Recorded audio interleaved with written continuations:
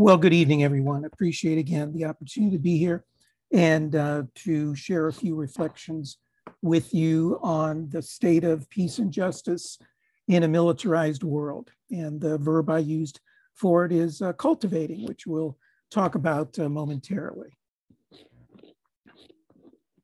And here we go. Just want to begin by saying to acknowledge that it's pretty challenging, isn't it? To talk about or to mobilize for peace right now, given what's going on in the world in many fronts, in many parts of the world, but most particularly over the past, over a month now in Ukraine, given that there's, various forms of domestic crises going on, whether one thinks of it as social, economic, political, constitutional, all of the above, as well as an ecological crisis. So we have multiple crises we're facing, and that makes it all the more challenging to deal with peace. As well as, the US in this situation, Ukraine is not directly involved in invading and occupying. Oh, they are involved, are they not, in training and in funding and in having some troops being in countries adjacent, in NATO countries, but they're not directly involved. So that makes it more challenging. Wars in Europe is a challenge where there's, feelings of people feeling similar to what it was like in World War II. It's difficult for people to mobilize or talk about peace and dealing with war and violence when the Democrats right now are in charge. It's much easier, as it not, as we all know, when Republicans are in controlling the Senate or the White House to rile up and get people to turn out. And it's awfully difficult as well when heinous atrocities are being committed on the other side, because it can't be presented as simply that, the US is going to war and is involved in either a direct or indirect form of violence against people who are being victimized.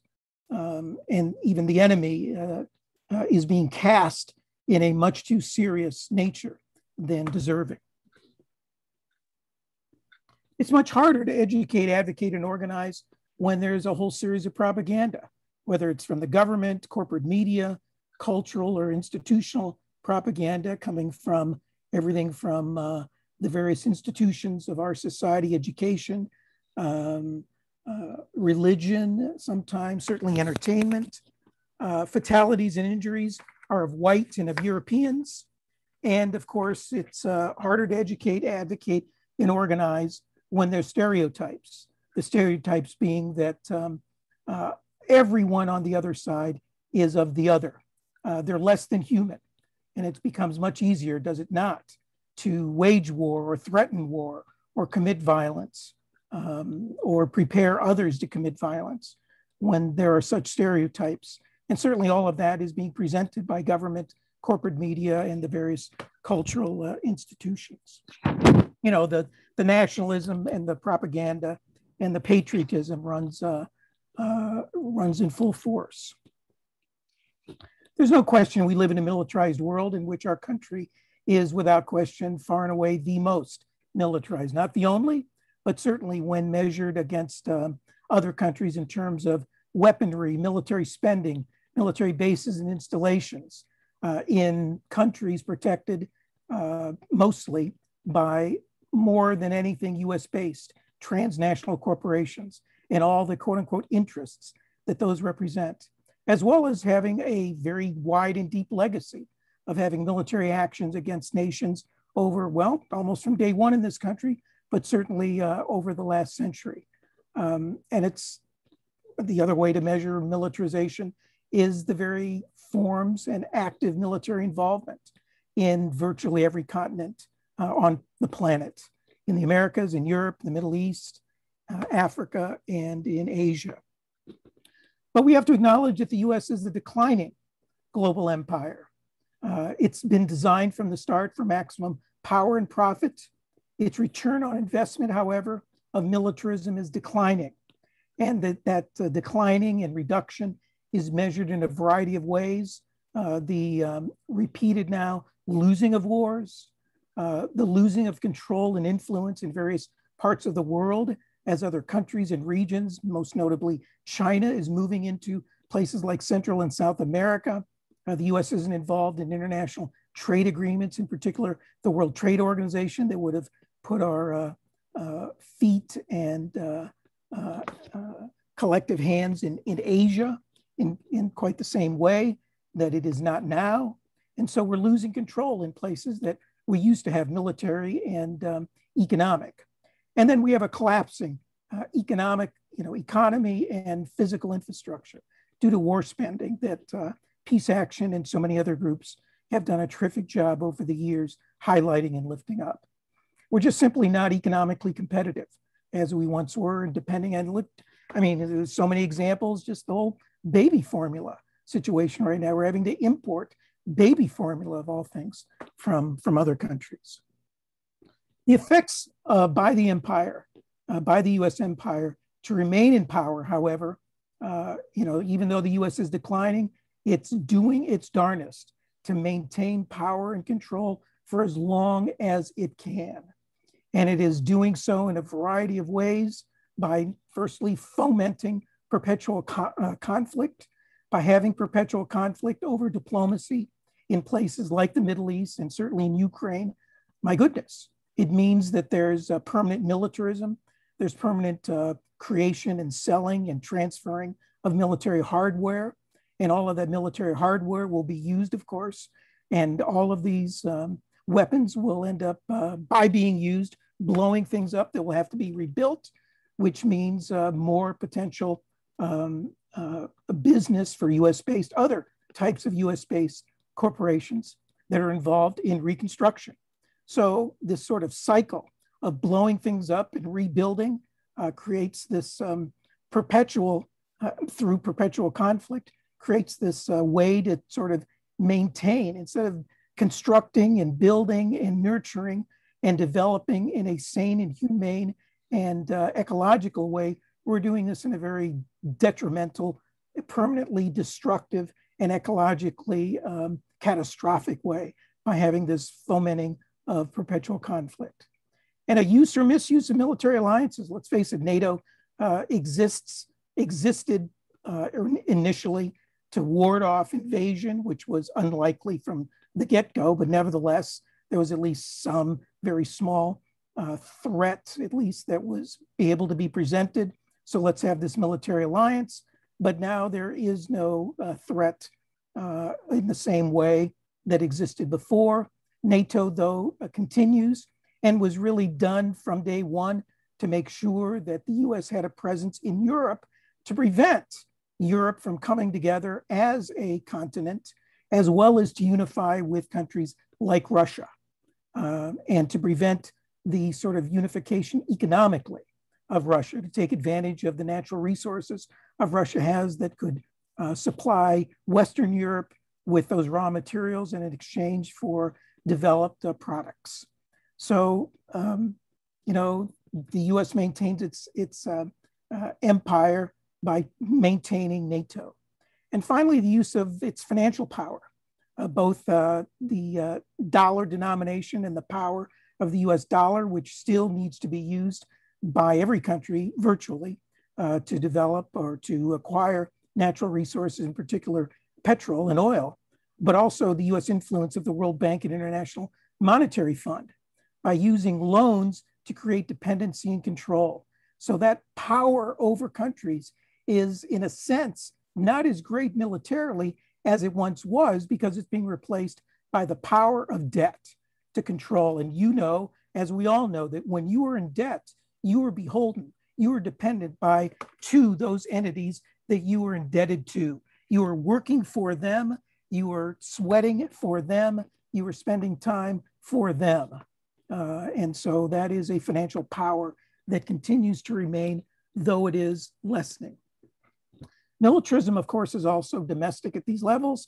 At the state level is the National Guard, there's police, there's jails, there's prisons, there's, of course, budgets. And we see that certainly in our part of the world, in Greater Cleveland and Cuyahoga County.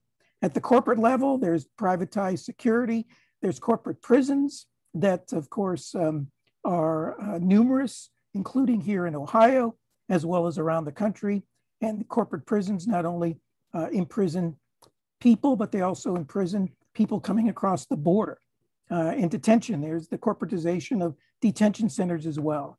Militarism has taken the form, it's always been there, but of course it's become more visible through militias, of which there are many in our part of the world, including one I just ran into the other day called the Ohio Defense Force, as well as the Oath Keepers and Three Percenters and so many others.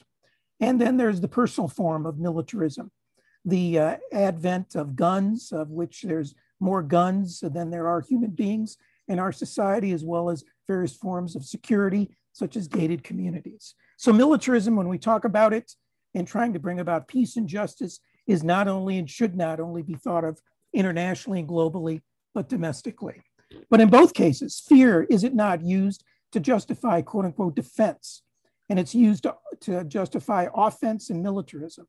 The goal, of course, in both cases, by using fear and threatening militarism, is to divide, to disempower, to discombobulate people, to prevent us from coming together, by presenting people as the other, by saying that they're not really patriotic, they're potentially terrorists, they come from countries, if they're immigrants, that are terrorist nations.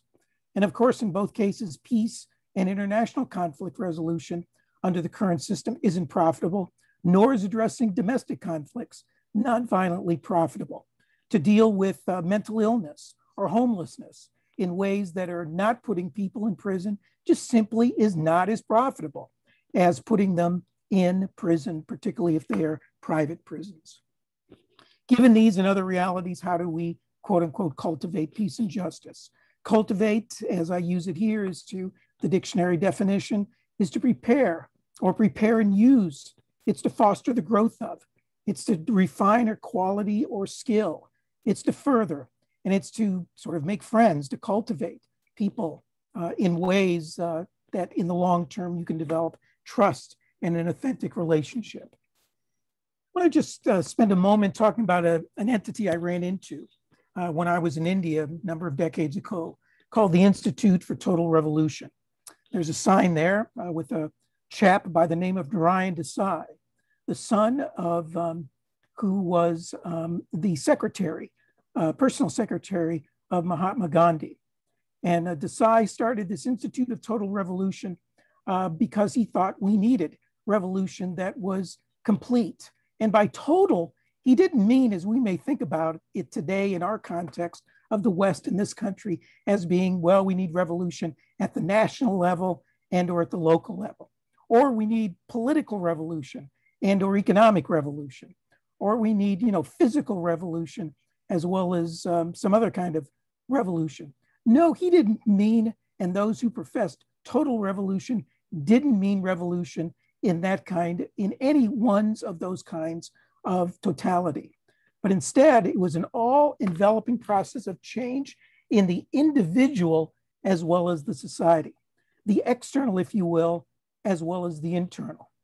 The primary emphasis in total revolution, as Gandhians called for it, was on revolution of the internal, of moral values, of developing character, of developing spirit, of developing humanity, as well as looking externally at the decentralization of economic and political power, as well as through the use of nonviolence to address and deal with unjust and violent structures and institutions to achieve just ends. So I bring that analysis of total revolution, of both the personal and the political, if you will, in sort of intersecting that with this notion of cultivating, by saying and by proposing that there are four components I would present respectfully to you for what we need to be doing to cultivate peace and justice in our present time. And the first is a reflection of the internal, of what the total revolutionary practitioners of the Institute for Total Revolution and the Gandhians professed, that we need as much, and we'll get to the other part, but starting maybe most importantly at self-improvement.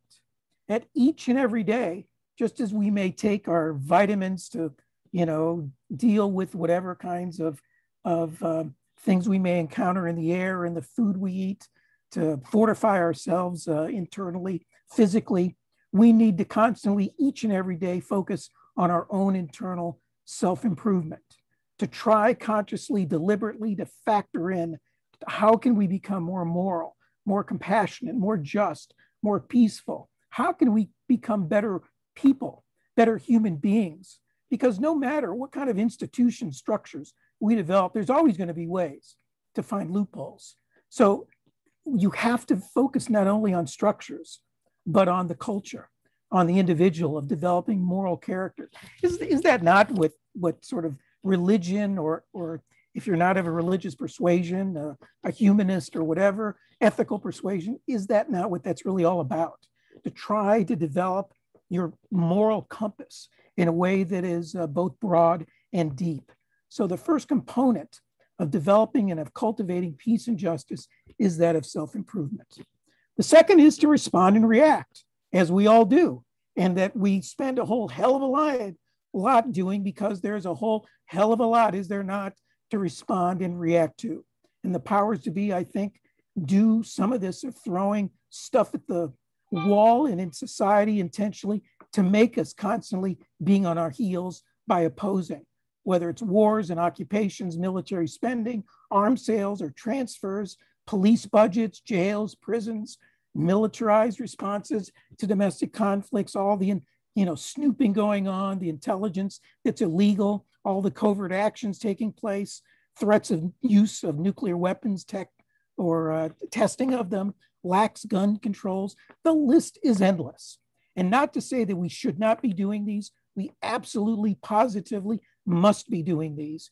We have to be putting out fires as they are being set. And to do so would be to be irresponsible not to do so. So number two is to respond and react. Third is to create alternatives. By alternatives, we're talking about cultural and institutional. And these take many sorts of forms. There's policies, alternative budget priorities, alternative forms of military defense that I remember back in the nuclear weapons freeze days. Randy Forsberg was talking about defensive defense. Diplomacy is a form of creating alternatives. What kind of creative diplomacy is out there that's not being, that's new, that's creative, that's different than sort of the old forms of using sort of the hammer, the threat that the U.S. uses when they come to the table of diplomacy. You either do this or we're going to invade or bomb or economically embargo you. We have to clarify that all sides are wrong when there's violence and that there's no winners in war. Oftentimes, we don't want to acknowledge that those we are trying to protect who may be victimized are themselves perpetrators of lack of justice and are committers of violence and atrocities. Maybe not as severe as what is being done to them, but nevertheless is the case. And to be honest and truthful, we need to acknowledge those. From a group and from a groups and processing level, we need to encourage ongoing peace building that transcends governments. Again, back in the day, there was an effort to try to have people-to-people connections to countries and to people. I know, back Jerry Gordon had labor people from both Iraq and the U.S. going, traveling back and forth between the United States and Iraq. Back in the nuclear weapons freeze days, there were people-to-people ventures of bringing people from Russia to the United States and vice versa. And so these kinds of sort of efforts that do an end run around governments and around corporate entities is, I think, extremely important.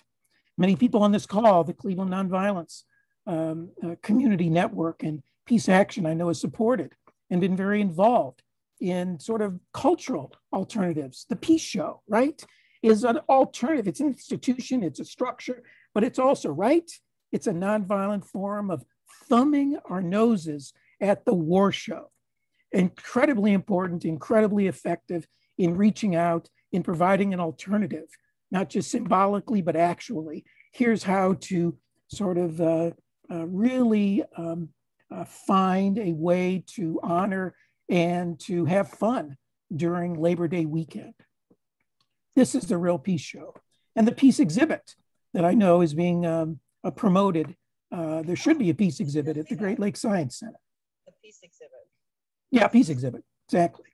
And there's alternatives to policing, prisons, community safety. All of those are things that need to be promoted.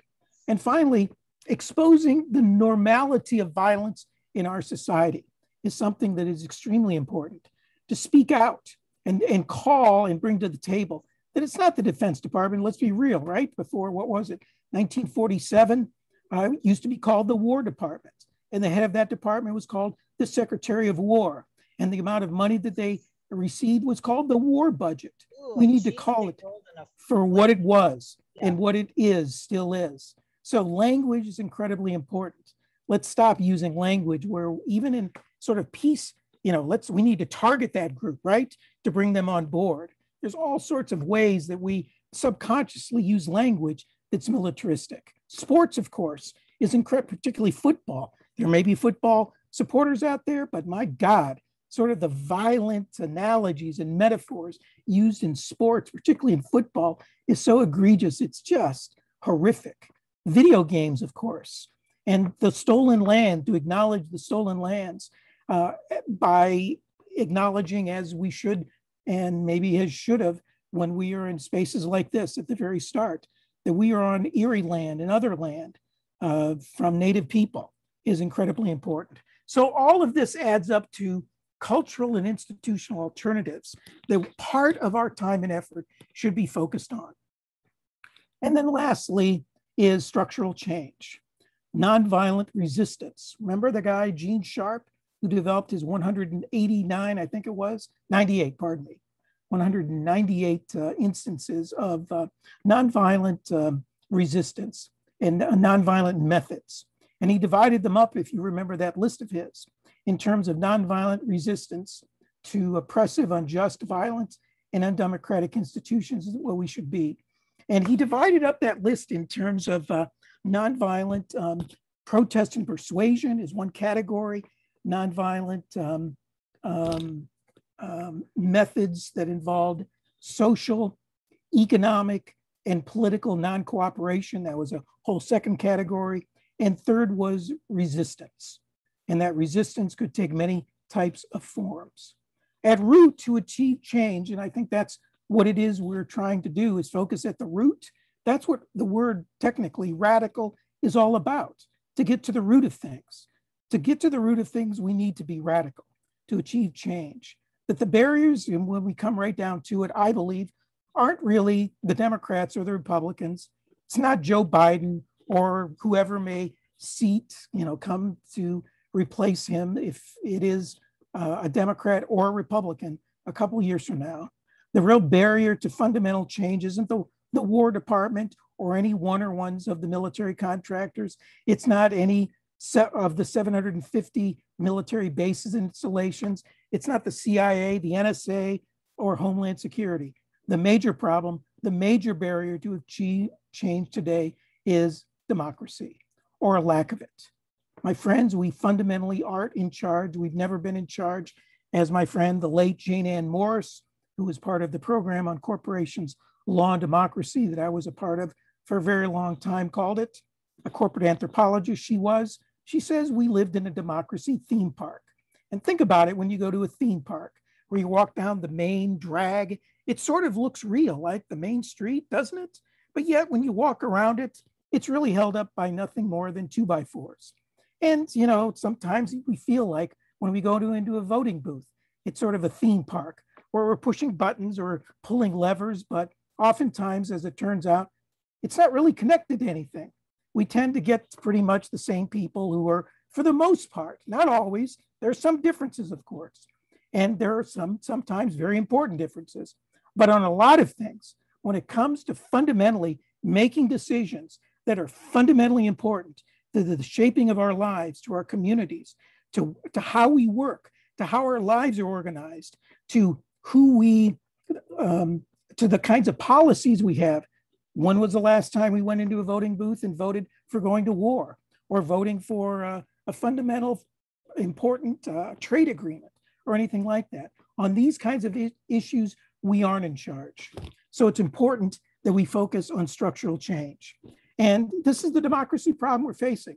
All of these instances, and there are, this is just sort of literally the tip of the iceberg. From the basic undemocratic constitution, we the people have never, my friends, never been all the people. The dominant narrative that we live in a society of democracy that begins and ends with voting, period. Various statutes or laws, including most recently across the country, but here in Ohio, right? All these laws that are being passed that make it illegal to protest. Representatives are disconnected from voters. The president has too much power. Regulatory agencies do a terrific job at regulating maybe the poisons that are in our food. They don't always prohibit them. They regulate them. And of course, most importantly, they regulate us in terms of we can get our perfunctory 3 minutes to speak out, but then that's it at a regulatory hearing. The media, of course, particularly the corporate media, is now purging people, not just on the right, but on the left. The Supreme Court has way too much power. The public has been, think about all the things that used to be public that is now privatized or corporatized. Democratic culture is waning, the decline in civic education, the belief that democracy is immobile, that democracy equals these Greek-looking buildings instead of it being fluid. We tend to think of democracy as a noun instead of a verb in which you have to do it, that it's not just going to be there always in the form that it is, and that it's going to increase on its own. The basic truths are being questioned. We don't know, 2 and 2 anymore is 5 or 6 if we're being told it is. Secrecy, there's an incredible lack of transparency, not just among the national security state, but increasingly now at the state level and federal level. Fear, of course, is used to conceal and control all the isms out there, racism and homophobia and everything else being used to divide people. Economic stresses, all the efforts in which we at the grassroots level, at the individual level, are so busy having to work 2 or 3 jobs that we don't have time. We don't have the energy to invest in doing democracy. And students, for example, don't have the time because of the incredible cost of college education now. They have to work 1 or more jobs. Of the days of when I went to school, and maybe when you went to school, had that spare time to work in trying to resist either on campus and beyond.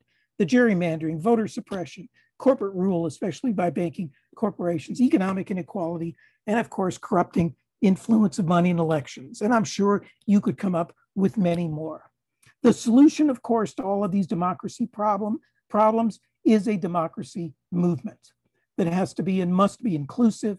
It needs to be and essentially nonviolent. It has to be independent, meaning not connected to any front groups, whether they're inside the Beltway, part of the sort of what many people call the nonprofit industrial complex, or a front group, as many organizations are, for the Democratic Party, or front groups on the other side for the Republican Party. Got to be independent from political parties or from super duper billionaires, or even sometimes labor unions. And they have to be powerful. The goal here is to develop nonviolent power. It's not just to get together and have picnics, my friends. It's to develop soul force, the power to bring about the change that we need.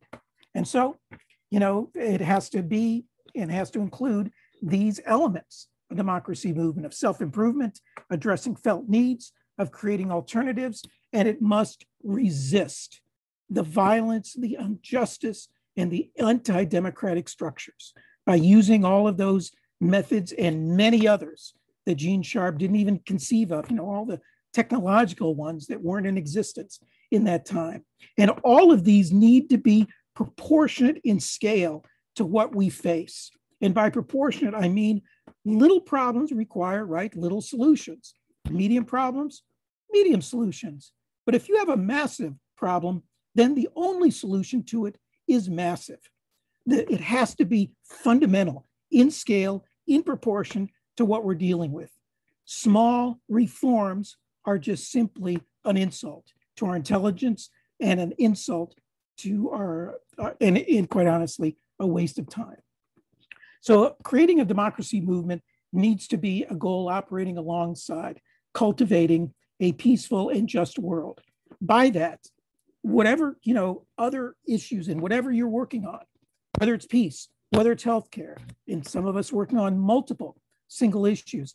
Stick with those issues. It's important to stick with those issues because there's always those fires that have to be put out.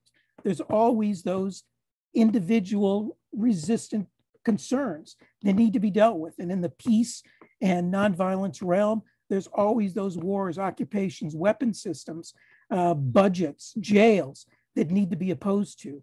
But they have to be done, I would respectfully assert, within the context of part of our effort needs to be placed in the context of that we are doing what we're doing because we're doing it as a step toward building a democracy movement.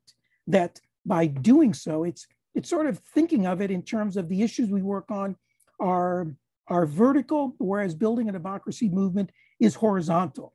It helps us achieve whatever our issues. It's a unifying effort that helps us move further and farther than we otherwise would. So a people's movement is happening now. Just to end it by saying, we're at Move to Amend. What I work with is trying to do our part in building and being a piece of this larger democracy movement that we are trying, as well as other groups, to trying to build. We are a coalition of hundreds of organizations, hundreds of thousands of individuals working on social and economic justice, ending corporate rule, and trying to build a vibrant democracy that is legitimately accountable to the people and not corporate interests. There are the values and principles. All of them are important and equally important. Our goals are to pass this We the People Amendment that would abolish all forms of corporate constitutional rights and money of speech, as well as provoking discussion and organizing around trying to make real the promise of democracy through constitutional renewal and beyond. So part of our effort is going beyond just the amendment and working with others and saying, wait a second, what can we do in a common denominator way to build a people's movement? And our strategy is we try to focus at a local as well as national level on coalition building, building a broad and diverse multiracial and intergenerational movement, doing community organizing, not just activism, and focusing on grassroots organizing to pass local and state resolutions, which number now more than 700, calling for our We the People Amendment. And the last thing, a little bit of shameless self-promotion. Here's where you can get my book, The Depth of Change, which quite honestly is 40 years in the making since that was the very first entry is what I wrote, a letter to the editor back in the early 1980s. So some of what I think and feel rightly or wrongly, a few successes along the way and a ton of mistakes is what informs and amplifies some of what I've done in the past and what you've heard this evening. And when nothing is sure, as it is increasingly today, my God, there's nothing sure. The flip side of that, my friends, is everything is possible. Peace.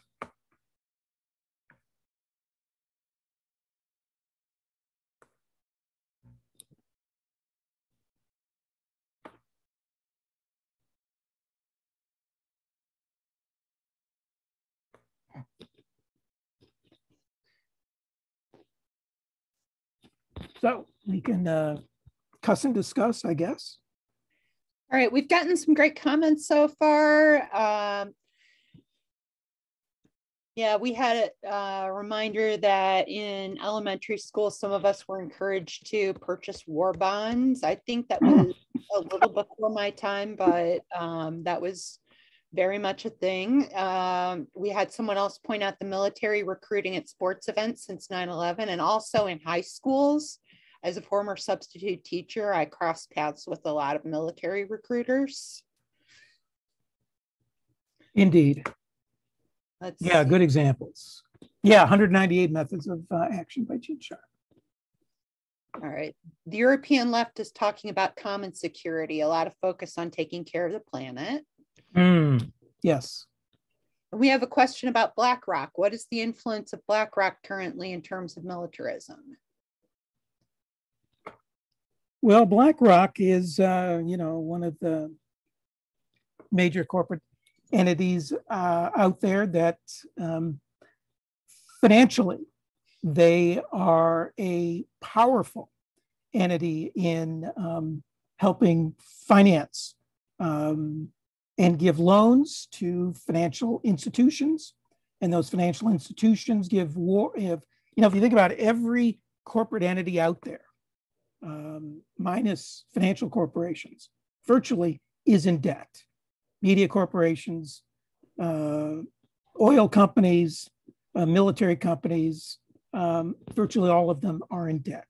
So to the extent that they receive loans from financial entities, then they are increasingly capable and able of doing their business, whatever their business is. So directly, they may not be involved in promoting militarism, but indirectly, they absolutely are. Okay. We also have a comment about avoiding endorsing political candidates as a pro-democracy movement. What are your thoughts on that? As many of you know, organizations that are 501c3, even 501c4 organizations can take positions on issues, and those can be on issues that candidates support. And that's perfectly fine. That is a way to try to promote those candidates or those elected officials from having greater boldness and greater support and knowing that people at the grassroots have their back. But there's a difference between promoting issues that candidates support and promoting candidates when they are running for elections. The difference being we can be political, and we all should be political in the sense of trying to form and shape public policies. But the difference is being political versus being electoral. And in terms of electoral, that's where that line in the sand must be drawn.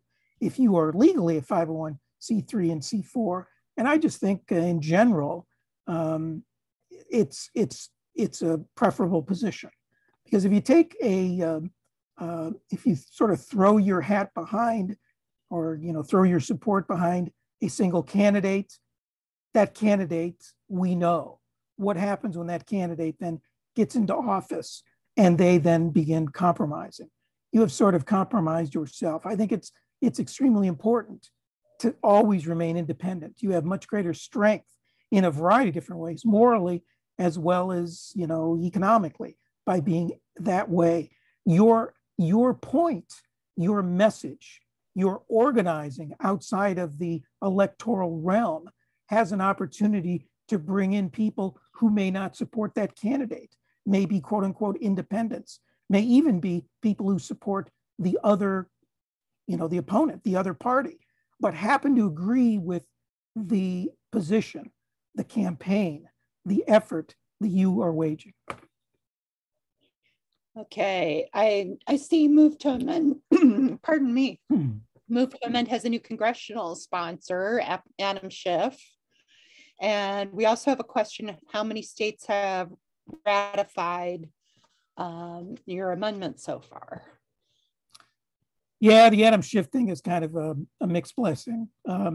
Schiff approached our lead sponsor, Pramila Jayapal, who you may know, represented pretty progressive, head of the Progressive House Progressive Caucus, and her office called me up and said, "What do you think?"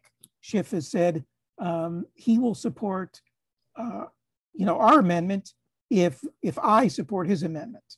And I said, well, obviously, Jayapal's aide called me up, and I said, well, obviously, it's her decision, but we would advise against it because his amendment is just a middle of the road half measure. And what he's trying to do is get more support. And, by doing so, at some point, there are a number of amendments out there that have been introduced that are far less complete than Move to Amends. And at some point, there may be an effort at trying to promote one that is sort of half-baked, but try to present it, right? Try to spin it as either it really is complete or it's the first step, right? toward a much more what you're calling for. And of course, amendments are not like legislation where you can go 10% this year, 20% the next year, 20% more the next year, passing one law after another after another. Constitutional amendments, you usually get one crack at it in a generation, if that, although we're overdue for a whole host of amendments. So our position was not to promote it because given the sort of credibility that Schiff has, it's quite possible that his half-baked measure may be the one that gets adopted. And then what happens, which is, as we know, my friends, one of the ways that you defeat movements is to co-opt. You either co-opt or you divide and conquer, two of maybe the most classic, going back thousands of years, to weaken movements or destroy them. And so co-optation is certainly one that we were fearful of. And so we, advised Jayapal not to support the amendments, the Schiff's amendment, but she did. And in turn, he supported ours. So, okay, we have one more. Sorry for the long answer, but it was a way to talk about co-optation, which I think is very important if we're involved in movements, because we have encountered that. I'm sure you all have encountered that at one time or another in trying to promote any number of significant issues where you're trying to promote really fundamental change. When it comes to progress in terms of moving the amendment forward, again, there's been 7 states that have passed either by ballot initiative, meaning citizen initiatives, or by the state legislature, the amendment, the We the People amendment that would abolish all forms of corporate constitutional rights and money politically defined as free speech. And so 7 states, and those include, by the way, the radical outpost of Montana, which passed the initiative a couple years ago, and it was like overwhelming, as well as California, Washington State, Hawaii, a couple other states, I think Virginia, 1 or 2 others, Massachusetts. But 700 communities have passed either municipal resolutions and or ballot initiatives, including 26 in Ohio. Cleveland City Council passed, we got enough signatures in Cleveland to get something on the ballot, and it didn't go to the ballot because Cleveland City Council just passed it. They didn't want to put it on the ballot because if you remember a couple of years ago, that was the same election that Cleveland City Council was trying to keep off the ballot, raising the minimum wage. So it would have looked hypocritical if they would have chosen to put our measure on the ballot, but kept theirs off because of corporate influence, of course. And so they just decided to pass the initiative without it going to the ballot. But it has been gone to the ballot and passed in Cleveland Heights and Shaker Heights and in Brecksville, Paynesville, Defiance, Mentor, areas that you would not typically consider to be left-wing because they aren't. Where this has gotten on the ballot everywhere across the country, it's passed, including communities that have been, not to be partisan, but communities that have been 2-to-1 that have voted Republican. Chagrin Falls being another. Okay, next couple questions are related. Is representative democracy a failure, that something like participatory democracy is necessary, or is who we elect the problem? And related to that, is pushing for proportional representation an approach to democratizing our political system? Representative democracy a failure? I think it partially is a failure, given how it's been structured. I mean, quite honestly, I think there is great room for much more participatory democracy, not just to pass statutes, laws, but even as is being done and has been done around the world. Was it not Iceland that had a very participatory process to reform their national constitution? The same has gone on in, I think, Ecuador currently or just recently, in which there is a very robust form of participatory democracy with people weighing in at the individual level in giving input in not just around laws and policies and regulations, but around the fundamental rules. And that's what constitutions are they not? The fundamental defining rules of any society is what a constitution is. It's the affirmation of the principles of the ethics of a society. It's trying to codify those. So, I mean, that is a tremendous, I think, experimentation in direct democracy. So I think there is definitely a great and a much greater role for direct democracy than there is now, particularly with things like what we're on right now. I mean, there's got to be ways, right, through the use of computers, as was done in Iceland and in other places, to be able to be involved in voting, in participating, in discussing, and certainly attending council meetings and other sorts of things like that. But I think there still is a role for representative democracy. I'm sorry, but I really don't want to be asked, as important as it is, I really don't want to be asked to sort of weigh in and have to decide on what corner is going to be a stop sign, or other things that I just simply, don't have the time or effort to know a whole heck of a lot of. I think there is a role for people who we elect, who are supposed to represent us. Of course, the disconnect on that right now is atrocious because our representatives have been captured by the billionaires, by the plutocrats, and by the corporate entities. But I think that's a problem of the fact that we have the rules, the governing rules, and the capturing of constitutional amendments by the plutocrats and by corporate entities that have allowed that to happen. But there are ways to try to make public officials more accountable. But, again, direct democracy, I think there's tremendous potential for that. And I think there's still a couple of communities, rural communities, is it in Greece or in Italy, I think, that still does their lower level, sort of the equivalent in a couple of these communities where they just have a lottery system where, luck of the draw. Guess what? Guess what, Francis Chiappa? For the next 2 years, you were on Cleveland City Council because your name was drawn from the hat. Well, you live in Cleveland Heights, so you're in Cleveland Heights City Council, right? And so Maria Smith, guess what? You were on the Board of Education. Can we do a whole heck of a lot worse? Probably not. We do have citizen juries, right? Citizen juries were set up. Now, of course, those are under direct threat by the corporate crowd. In fact, right now, going on at this hour or the last hour, there was a statewide call about sort of the effort at trying to privatize or corporatize the jury system. Because darn well the corporate crowd would love to get rid of citizen juries because citizens, when they have an opportunity to sort of rule on their peers who are being stiffed by corporate entities that treat them unjustly or poison them or cause some horrible accident, they reward them. And corporate entities don't want that to happen.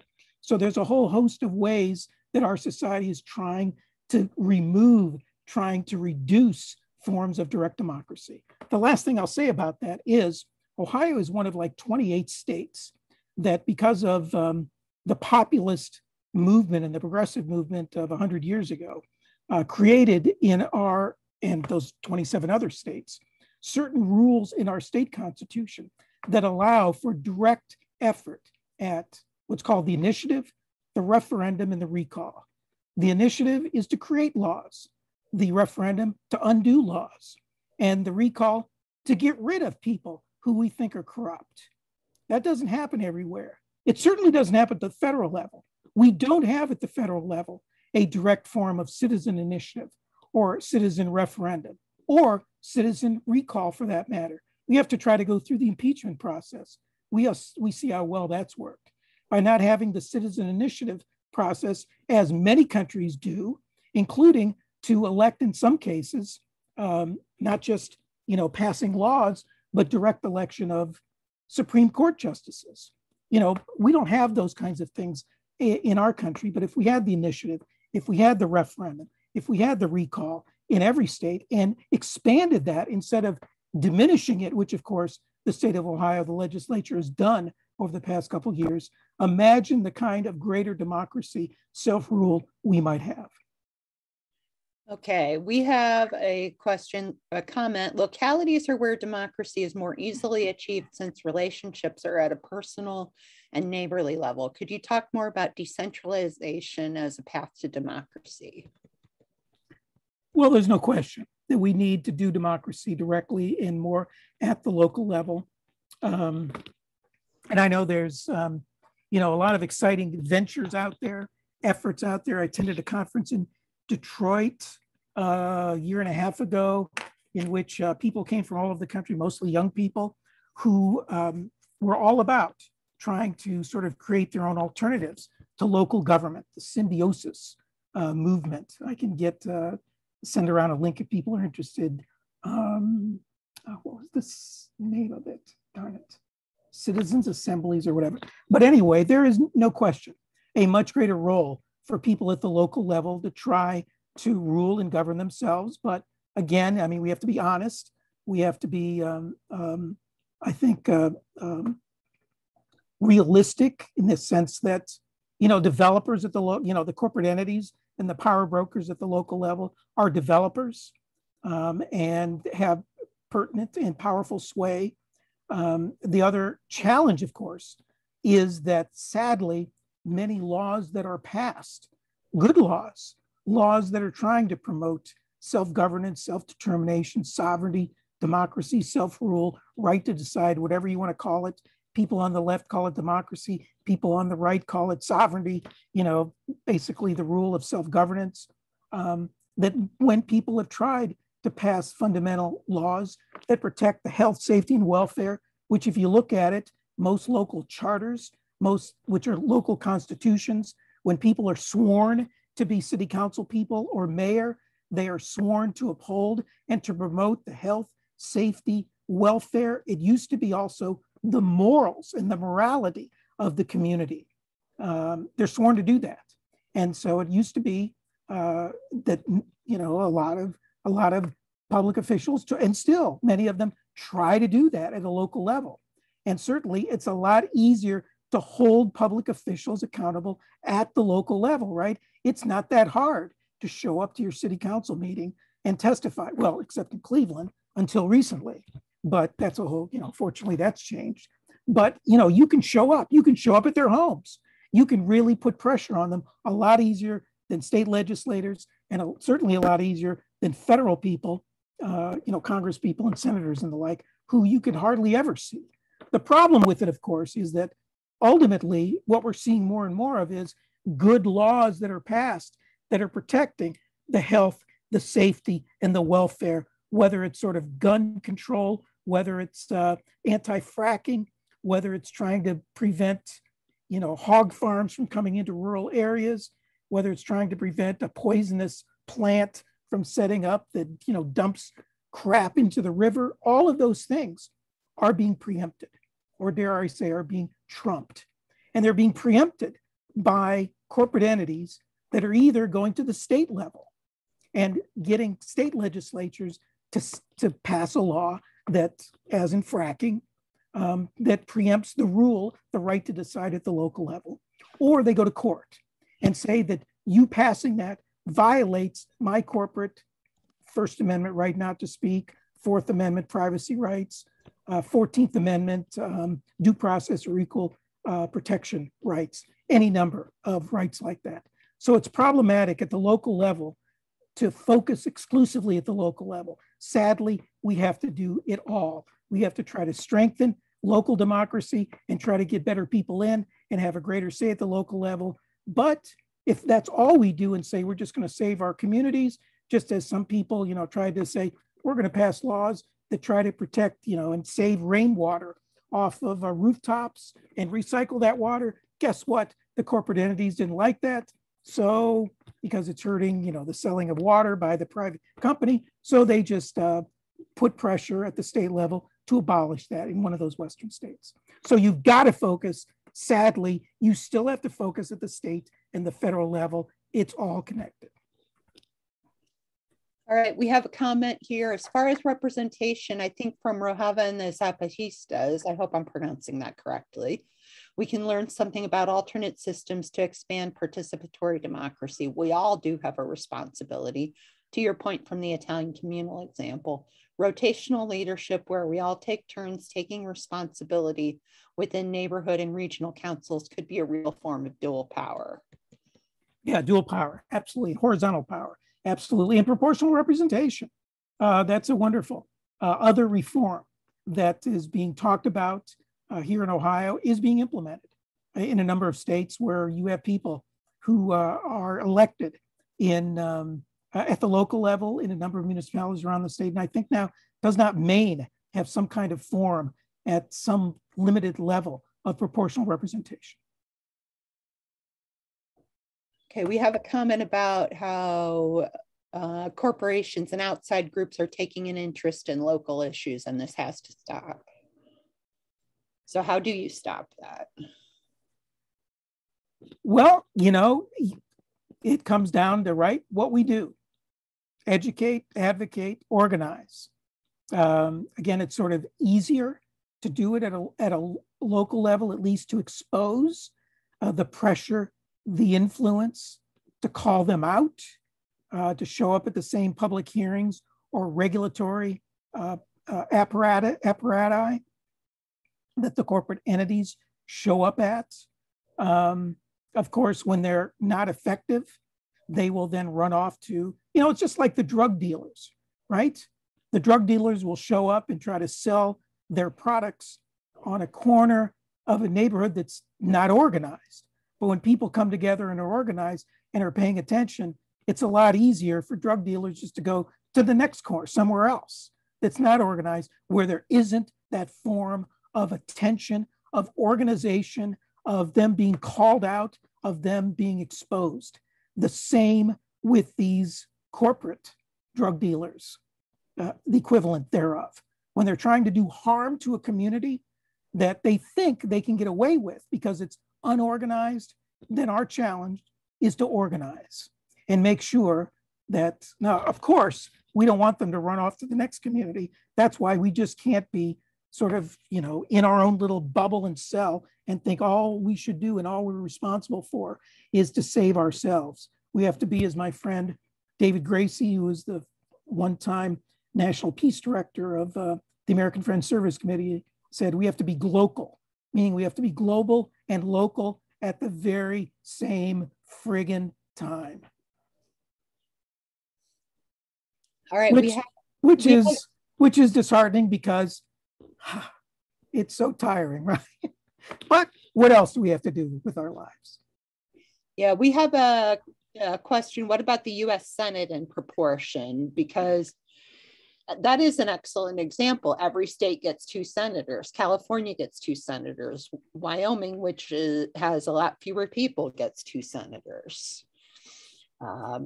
So the Senate isn't really a great example of proportional representation. No, and it's one of the fundamental anti-democratic elements, of which there are many in the US Constitution. There are some terrific elements and components. That ain't one of them. And if you think about how the Senate came to be, you know, at one time, it was appointed by the state legislatures. So if you think about it, the Supreme Court justices came to be by presidential nomination and confirmation by a body that was not directly elected. So presidents aren't directly elected because of the Electoral College, another very anti-democratic part of the Constitution. And the Senate wasn't either. Now it's a little better since the whatever amendment that was that created direct voting, but the Senate is a horrible institution. There are, I think it's Nebraska, unicameral legislature. They only have one branch of government. It's the equivalent of the House. They don't have a Senate. Last time I checked, their policies aren't all that radically different, better or worse than any of the other 49 states that have an upper house. Maybe we should transform that when, you know, quite honestly, many people believe that the US Senate basically was the sort of slightly, ever so slightly democratized form of the House of Lords.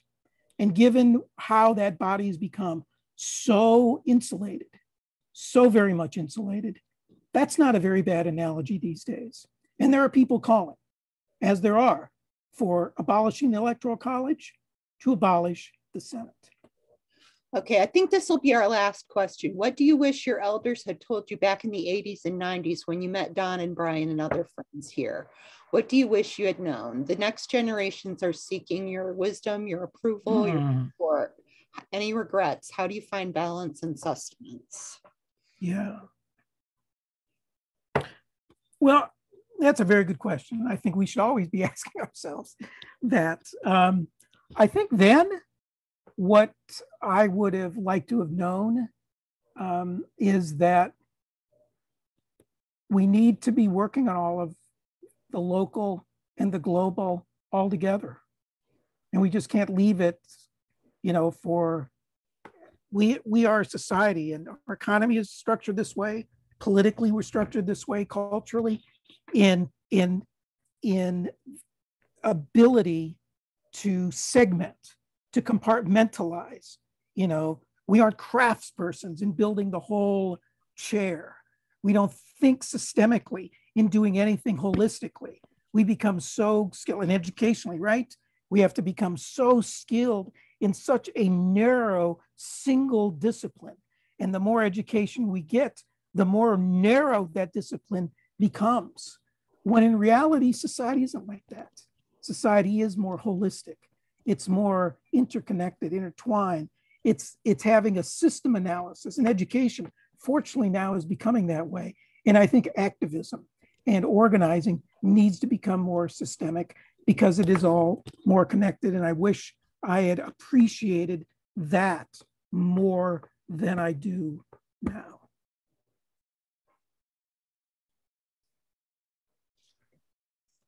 All right. Second part of that question was, how do you find balance and sustenance? And that's certainly something I'm seeking right now. Yeah. Well, I think part of it is, being together with, I know, always a rap against us, right?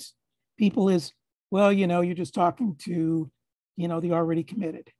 But part of the already committed are people who you are in some ways in community with, however shallow or deep that may be, because, we only have so many hours in the day and we can only form so many really meaningful relationships. But there's all kinds of different circles. There's all kinds of different ways we can be in community. And so one of the ways is by staying in community, however deep, in whatever comfort level that is. And to whatever extent that means today, physically, my gosh, we're high tech and not as high touch as we used to be, but hopefully we can get back to doing more high touch, because that's where the spirit and the energy comes, and from being in the same space and reading the body language and not just, hearing the words or the whatever. So I think that's incredibly important and helps sustain by being around people who are in common cause with what you're doing or trying to do, and knowing that there's people who occasionally you get together like this, who, some of you I haven't seen in a while. Well, I'm sorry. I haven't because of all of the stuff that's going on, pandemic and the like, but I know you're out there and I'm seeing you now, and that's bringing great comfort to me. But the other part is, for me, is being alone as a human being, but a part of the environment around me, which is nature. So I, every chance I get, I try to be without any other human beings out in nature to realize how incredibly, infinitely small and insignificant I am. All right. Great way to wrap up. Thanks everybody for coming tonight. Thank you, Greg, for talking to us. I definitely learned a lot. And we're glad to see so many of you. And here's to another wonderful year to come. Carry on. Thanks for the invite. It was fantastic, Greg. Thank you.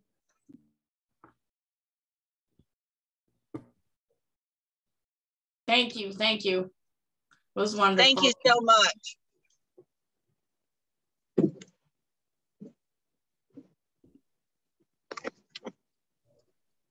Yeah, we're all connected. Yes. All right. Thanks all. Thank you, Greg. Yep. Thank you. All right. Night. Good night. Go to Max Backs. Max back.